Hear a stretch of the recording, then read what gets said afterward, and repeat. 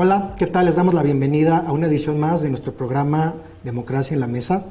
En esta ocasión hablaremos de la participación que tendrán las y los mexicanos residentes en el extranjero durante el inédito proceso de la revocación de mandato, pero también de las elecciones locales 2022. Hoy tengo el gusto que nos acompañe la consejera electoral Claudia Zavala, quien es la presidenta de la Comisión de las Mexicanas y los Mexicanos Residentes en el Extranjero. Consejera, ¿cómo está? Hola. También nos acompaña la consejera Carla Humphrey. Carla, buenas tardes. Hola, buenas tardes. Un gusto saludarte a ti, a la consejera Zavala, por supuesto a César y a todos los que nos acompañan. Gracias, consejera. Y también nos acompaña hoy César Ledesma, quien es secretario técnico de la Dirección Ejecutiva del Registro Federal de Electores. César, ¿cómo estás? Buenas tardes. ¿Qué tal? Muy buenas tardes, consejera. Buenas tardes, Carlos. Bueno, pues mi nombre es Carlos Carballo y los invitamos a que nos acompañen a ver esta cápsula sobre el voto de las mexicanas y los mexicanos en el extranjero.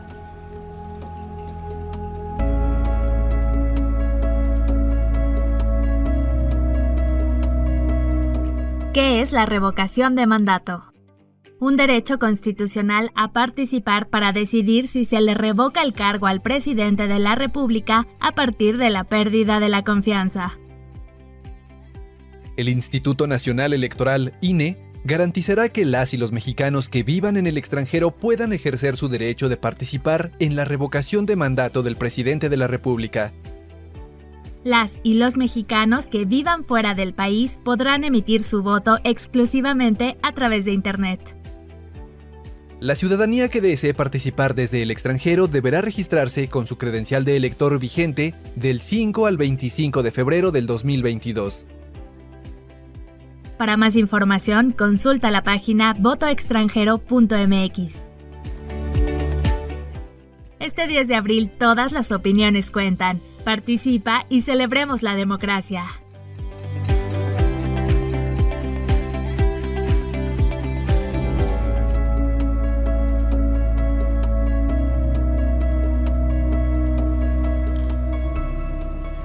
Bueno, estamos de regreso en Democracia en la Mesa y me gustaría empezar esta charla contigo, consejera. Quisiera que nos pudieras comentar por qué es importante que las mexicanas y los mexicanos en el extranjero participen en el próximo inédito ejercicio de revocación de mandato del próximo 10 de abril. Claro que sí, Carlos, muchas gracias. Pues son derechos conquistados. La verdad es que las y los mexicanos que salieron de nuestro país, que hoy residen en el extranjero, han luchado mucho por conquistar este derecho de participación, estos derechos de decisión desde las fronteras. ¿Y por qué fuera de nuestro país? Pues porque no dejamos de ser mexicanas y mexicanos con todos nuestros derechos a cuestas. Así que para poder decidir y para poder incidir, la relevancia es que nos involucremos en estos procesos. Son derechos que costaron pues años, muchos años conquistar, y yo creo que ahí veo la mayor relevancia, que puedan decidir. Las mexicanas, los mexicanos, tenemos ese poder de decisión. Ahora, consejera, comenta la consejera Zavala la importancia de los derechos que ya se han ganado. ¿Qué hace el INE para garantizar el derecho a participar de las mexicanas y los mexicanos que viven en el extranjero? Bueno, yo creo que el INE tiene una misión central y fundamental en la democracia, por supuesto, mexicana, y creo que esto está en potenciar las formas en que las y los ciudadanos pueden ejercer sus derechos políticos y electorales, y creo que en eso nos estamos dando como Instituto Nacional Electoral a la tarea de buscar nuevas formas en que las y los ciudadanos puedan participar, y en este caso, por supuesto, el voto de las y los mexicanos residentes en el extranjero, distintas formas de ejercerlo, la vía postal, la vía por Internet, también el voto anticipado, que ya lo hemos hecho en ejercicios anteriores para las personas en prisión preventiva, ahora se utilizará para personas con alguna discapacidad y creo, bueno, por supuesto las urnas electrónicas, pero creo que justamente vamos avanzando en estas formas en que no debemos pensar en que todas y todos tenemos que ejercer los derechos de la misma manera, sino buscar los mecanismos alternativos que nos permitan acercarnos a todas las y los mexicanos, residan en el país o residan en el extranjero.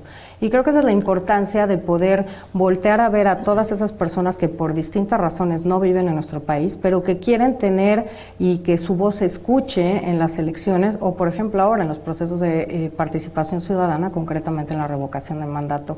Así que creo que el INE es punta de lanza en estos ejercicios. Creo que es importante evaluar y también satisfacer los intereses de las y los ciudadanos, primero en el tema de información y después de cómo ejercen sus derechos político-electorales. Y creo que en esta ruta se ha avanzado mucho, creo que tenemos mucho por hacer, pero primero que nada tenemos que hacerles saber a nuestras mexicanas y mexicanos que viven en el extranjero cómo pueden ejercer sus derechos político-electorales, y creo que esta es una gran ruta para hacerlo. Ahora, César, en esta ocasión el INE tendrá que organizar la revocación de mandato en un periodo, digamos, mucho más rápido que un proceso electoral tradicional, digamos. Y para esta ocasión solamente habrá una modalidad de voto en el extranjero. ¿Nos podrías platicar esta modalidad y los plazos para que la gente pueda registrarse y poder ejercer su derecho al voto, por favor? Con todo gusto, Carlos. Para este ejercicio de participación únicamente vamos a habilitar la modalidad de voto electrónico por Internet. Los ciudadanos en este momento se tienen que registrar a la lista nominal. El periodo para que puedan hacerlo inició el pasado 5 de febrero y va a concluir el próximo 25 de febrero. Deben de contar con una credencial para votar vigente, ya sea emitida en territorio nacional o emitida en el extranjero. Hasta este momento se han registrado más de 4,000 personas y en este sentido pues les hacemos la invitación a todos aquellos que viven fuera de nuestro país para que puedan inscribirse y participar en este proceso inédito. Pues hasta el 25 de febrero y al día de hoy vamos con 4,000 personas ya registradas. Así es, Carlos. Okay. Ahora, consejera Zavala, en redes sociales se comenta mucho sobre la seguridad del voto electrónico. ¿Qué hace el INE para garantizar que el voto siga siendo seguro, secreto y que la gente pueda tener toda la confianza de que su voto va a estar bien contado y que, sobre todo, que se va a mantener la secrecía también del voto? No, claro. Tenemos un modelo de sistema de voto por Internet sumamente seguro y resguardado, con las mejores niveles de seguridad informática que se requiere para resistir cualquier tipo de embate que se pudiera dar, pero sobre todo para garantizar que no se pueda identificar cuál fue tu decisión, ¿no? La secrecía del voto, esa que nosotros tenemos cuando lo hacemos en papel, está muy garantizada, porque el voto se deposita en lo virtual en una urna y se hacen los mix y no sabemos si, aunque haya ocupado con su clave Carla, César, no sabemos al momento que nosotros vamos a contar, porque los propios sistemas hacen este mix, esta revoltura, y llegan, se cuentan todos sin que sepamos cuál fue la opción. En caso de, por ejemplo, procesos electorales, de qué partidos, y en este caso de revocación de mandato, que es un ejercicio inédito, pues van a tener posibilidad de 2 respuestas y nosotros vamos a saber qué persona votó, pero no cómo votó. Eso es importante que lo tengamos en cuenta. En el sistema, en el modelo informático, existen todas las garantías que dan esa certeza a las personas en el ejercicio de este derecho. La gente puede estar tranquila que su voto seguirá siendo seguro y secreto. Así es, absolutamente tranquila, que el INE cuida también este espacio, que tenemos los mejores niveles de seguridad y sobre todo que damos las garantías para que no sepamos cómo fue la decisión de la persona. Ahora, consejera Carla Humphrey, el INE lleva a cabo distintos simulacros también para garantizar que los sistemas pues funcionen bien y lo que haya que corregir, pues corregirlo evidentemente antes del 10 de abril. ¿Cómo se lleva a cabo estos simulacros y cómo los hace el INE? Bueno, los simulacros tienen además, en primer lugar, la importancia de saber cómo están funcionando nuestros sistemas, de tener una retroalimentación con la gente que participa para ver si son sistemas ágiles, sencillos, fáciles de utilizar o si tienen alguna complicación tanto técnica como en las instrucciones para ejercer el voto. Y creo que esto es muy importante porque gracias a esto hemos tenido una serie de encuestas que nos han permitido perfeccionar el modelo. Recordemos además que el modelo no es nuevo, ya lo utilizamos como Instituto Nacional Electoral el año pasado, pero también, bueno, ya hay otras entidades federativas que hace 10 años aproximadamente empezaron a utilizar la votación electrónica, y creo que esto es importante porque son una serie de etapas que nos damos para garantizar que el día de la elección, y no solamente el día de la elección, porque es importante decir que las y los ciudadanos que se inscriban para votar por el medio electrónico, que en todos los casos ya ahora supera más del 60% de las personas que eligen votar por el modo electrónico, tienen cerca de 2 semanas para emitir el voto. En el caso, por ejemplo, de la votación el 5 de junio por distintas gubernaturas, el plazo estará abierto del 21 de mayo al 5 de junio, y en el caso de la revocación de mandato estará abierto también el sistema del 1 de abril al 10 de abril, que es justo el día que se celebra la jornada de revocación de mandato. Entonces creo que esto es importante decirlo porque hay tiempo para que las personas se familiaricen con este sistema, sepan cómo funciona, y como decía la consejera Zavala, que es un sistema seguro, que está probado, que además está auditado por empresas privadas, pero también por organizaciones públicas, en este caso por una universidad pública, y creo que eso le da validez y fortaleza a todo el sistema, el que todas y todos podamos tener ojos viendo cómo funciona el propio sistema y si cumple cada una de las calidades con las que debe ejercerse el voto, ser libre, secreto, directo, y creo que esto se garantiza con estos sistemas. Y también es una forma más de avanzar hacia ver cómo tenemos que replantearnos la democracia en nuestro país y los retos que tenemos como país y a los que tenemos que avanzar. Entonces los simulacros son muy relevantes porque justamente nos permiten ir calibrando cómo va funcionando el sistema y cuáles son los cambios que en su caso tenemos que hacer. El año pasado, por ejemplo, en el proceso electoral nos dimos cuenta que para mandar una serie de claves en algunos países, mandarlas por SMS, requerían una clave especial. Entonces, en uno de los simulacros justamente salió el tema, entonces pues las áreas encargadas del tema se dieron a la tarea de recopilar estas claves que se necesitaban, claves LADA, por ejemplo, para que les llegaran estos mensajes vía SMS y que pudieran votar. Así que esto se hace a través de simulacros que nos hacen patentes si hay alguna complicación, alguna dificultad o alguna cosa que podamos facilitar para que las y los mexicanos en el extranjero puedan emitir su voto. Muchas gracias, consejera. Bueno, vamos en un momento a una pausa. Estamos platicando con la consejera electoral Claudia Zavala, con la consejera Humphrey, con César Ledesma, y vamos a una pausa y en un momento regresamos aquí a este programa. Gracias.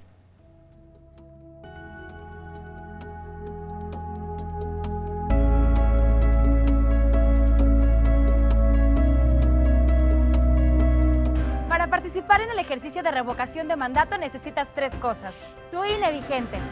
Pero si su vigencia es 2021, podrás utilizarla para participar. Deberás usar cubrebocas cuando vayas a la casilla. Y ubicar tu casilla en INE.mx.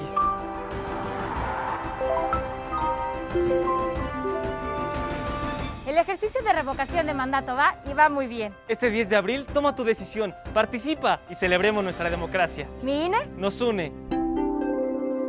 ¿Sabes qué se preguntará en el ejercicio de revocación de mandato? La pregunta será esta. ¿Estás de acuerdo en que a Andrés Manuel López Obrador, presidente de los Estados Unidos mexicanos, se le revoque el mandato por pérdida de la confianza o siga en la presidencia de la República hasta que termine su periodo? Conoce más aquí. Infórmate y este 10 de abril participa. El ejercicio de revocación de mandato va y va muy bien. Este 10 de abril toma tu decisión, participa y celebremos nuestra democracia. Mi INE nos une.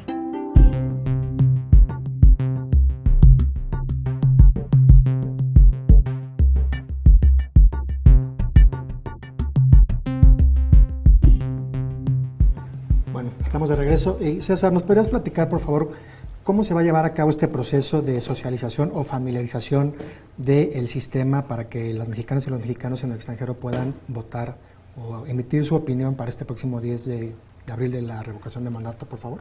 Sí, con todo gusto. Carlos, como ya lo comentaba, el día 25 de febrero cerramos el periodo para que los ciudadanos se puedan registrar.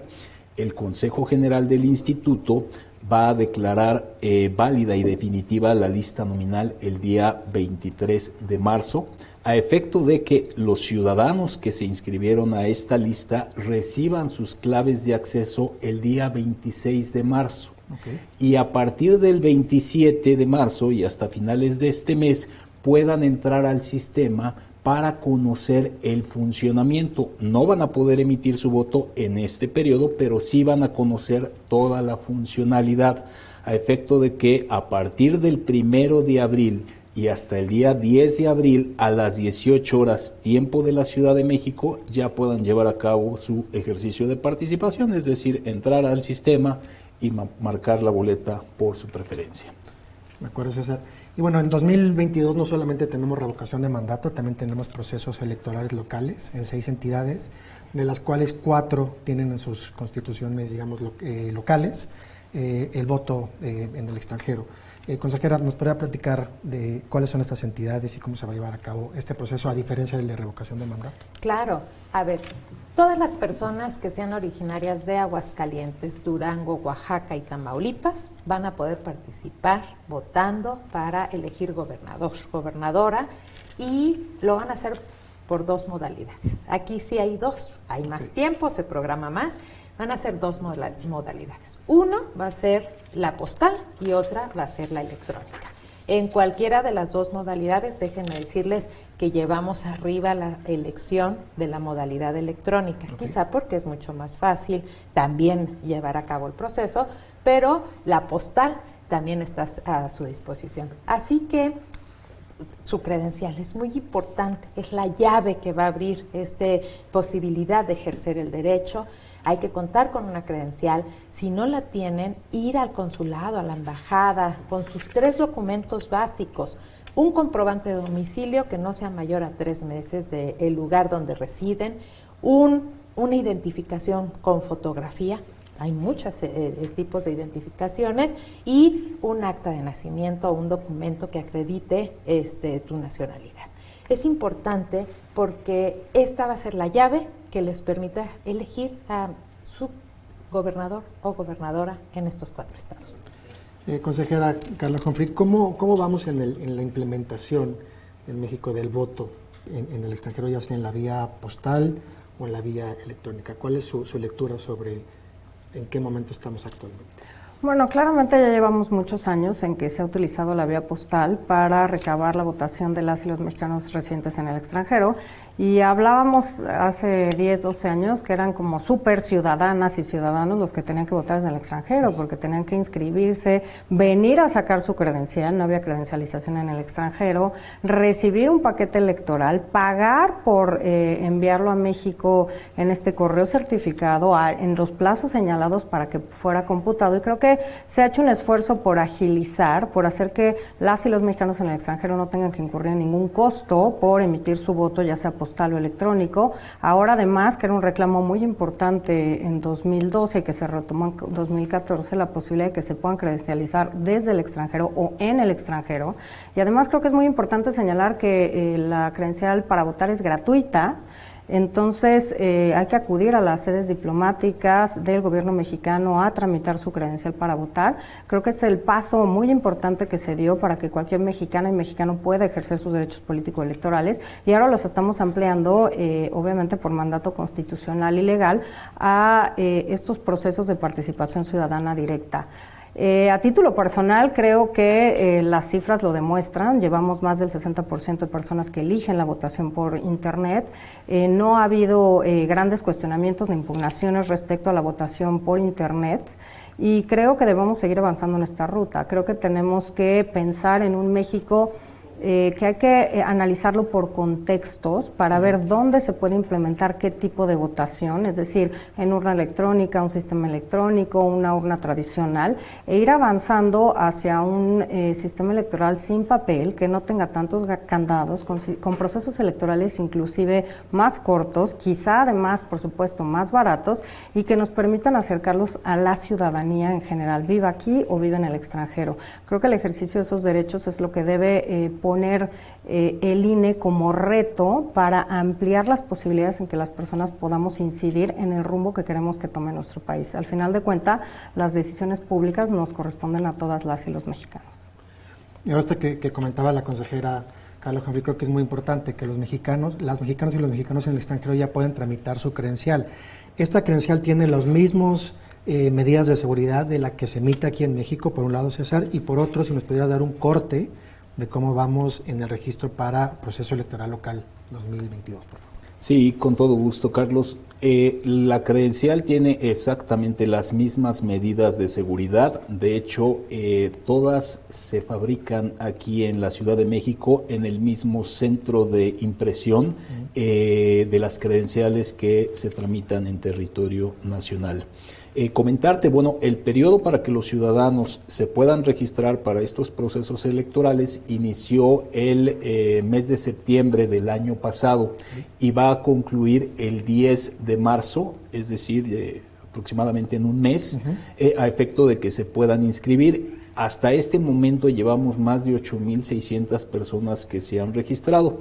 Es importante recordar que aquellos que se registraron ya de tiempo atrás y eligieron la modalidad electrónica también quedarán inscritos de manera automática para el proceso de revocación de mandato. Ok, eso es importante. Está considerado que hacia finales del mes de abril el Consejo General emita la declaratoria de validez y definitividad de esta lista y que los ciudadanos que eligieron la modalidad postal reciban su paquete los primeros días del mes de mayo. Es importante recordarles que lo envíen lo antes posible porque serán tomados en cuenta todos aquellos votos que lleguen 24 horas antes del inicio de la jornada electoral. Y como ya lo comentaba la consejera Carla, en el caso de la modalidad electrónica, los ciudadanos van a poder emitir su voto a partir del día 21 de mayo y concluirá el día de la jornada electoral a las 18 horas tiempo de la Ciudad de México. Digamos que todavía hay un mes más para que se puedan registrar. Así es. Ahora, consejera Zavala, ¿dónde ves tú que hay un área de oportunidad en el tema del voto en el extranjero, ya sea postal o de manera electrónica? Bueno, yo creo que lo primero que tenemos que ver, la gran área de oportunidad es la comunicación. Comunicar, informar, acercar todo lo que se hace desde el INE, la relevancia de que participen a quienes viven fuera de México. Es muy importante que generemos ese proceso de información porque muchas de nuestras mexicanas y mexicanos todavía no saben, por ejemplo, que hay más de una modalidad de voto, ¿no? Que pueden participar por la vía electrónica. Entonces, es una gran oportunidad. 2, creo que es necesario que llevemos a cabo un ajuste normativo porque en recientes sentencias que se han llevado a cabo se están ampliando las posibilidades de participación. Antes solo era en una participación de voto activo, tú elegías, pero hoy también se está dando la posibilidad de que puedas participar con tu voto pasivo, es decir, que te puedas postular para ser candidato o candidato, por lo menos en una diputación federal. Y en estados también están caminando para allá. Entonces, lo relevante es que se haga una visión integral de cómo se van a estructurar el ejercicio de los derechos político-electorales de las mexicanas y los mexicanos que residen en el extranjero.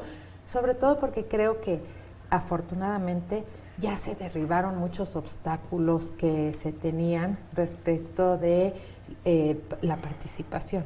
Entonces, ahora es materializar y ampliar y no tenerle miedo a las modalidades, al uso de las tecnologías.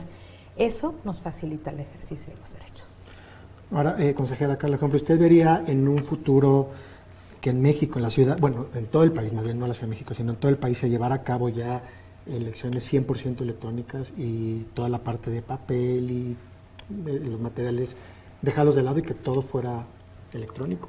Bueno, como bien sabes, Carlos, yo soy una defensora del uso de la tecnología, de la información y de la comunicación en todos los ámbitos, particularmente en los procesos electorales, no solo para la votación, sino para distintas partes de los procesos electorales. Y en esa medida creo que, si lo visualizo a largo plazo, me gustaría que si yo por alguna razón no soy consejera allá y estoy a lo mejor en Monterrey, yo poder accesar a una plataforma, una aplicación, a un sistema de voto por internet electrónico y pueda votar por todos los cargos que me corresponden, según mi sección electoral. No tiene que ver físicamente. Exacto, si estoy en la Ciudad de México, en mi sección, en mi casilla, sino yo diría, ¿por qué no pueden ejercer sus derechos las y los mexicanos por todos y poder votar por todos los cargos que les corresponden sin importar físicamente dónde están?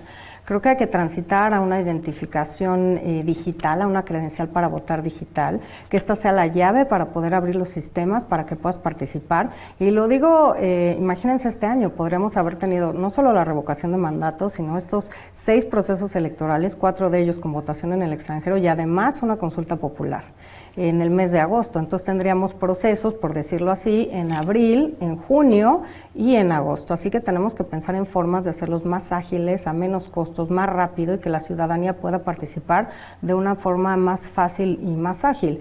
Lo que decía la consejera Zavala incluso cobra sentido porque no solo el Poder Judicial, la Corte y la Sala Superior ha posibilitado el uso, por ejemplo, de urnas electrónicas y de sistemas de votación, aunque la ley no lo diga claramente, y creo que esa es la ruta que debemos ir tomando. Incluso ya ahora se nos mandata hacer una prueba piloto para voto presencial en el extranjero. Entonces creo que esto es un tema muy importante porque vamos de la mano con seguir ampliando las formas y las posibilidades en que las y los mexicanos participen. Y esto me parece además muy importante porque ahora que hablaban de todos, digamos, los candados de seguridad que tiene la credencial para votar, en estas pláticas que tenemos con autoridades de otros países, pues están gratamente sorprendidos de la cantidad de medidas de seguridad de nuestra credencial, de nuestro padrón, e incluso en varios estados de nuestro país vecino del norte, en Estados Unidos, ya se está permitiendo la credencial para votar mexicana como medio legal de identificación para otros trámites, por ejemplo, para solicitudes laborales. Entonces creo que tenemos que seguir confiando en el trabajo que hemos hecho como institución electoral, y creo que esto además es punta de lanza no solo en México sino en otros países, así que para mí el tema va claramente por ir avanzando y analizando los contextos en todo el país para ver cómo podemos avanzar en el tema de votación electrónica, sean sistemas electrónicos de votación o todavía en urnas electrónicas. Yo estaba muy convencida de las urnas, pero bueno, a la consejera Zavala y a mí nos tocaron urnas electrónicas en la Ciudad de México hace 17 años, y ahora creo que en lugar de tener un aparato como tal, pues hay que empezar a transitar a estas formas de votación electrónica en un teléfono celular, en una computadora, ir a un consulado y que esté ahí un dispositivo, una laptop para que puedas ejercer tus derechos, y creo que esa es la ruta que tenemos que ir tomando, y obviamente sin decir la cantidad de papel que vamos a dejar de utilizar, impresiones, distribución en todo el país, etcétera, ¿no? Creo que ese es un reto que tenemos como institución. Será mucho más barato, más ecológico, más rápido, más eficiente. Pues Carla, muchas gracias por acompañarnos hoy. Gracias a ti, Carlos, gracias Claudia, gracias César. Gracias Claudia, gracias César. Gracias. Bueno, pues hasta aquí esta edición de Democracia en la Mesa. Muchas gracias y nos vemos en la próxima. Buenas tardes.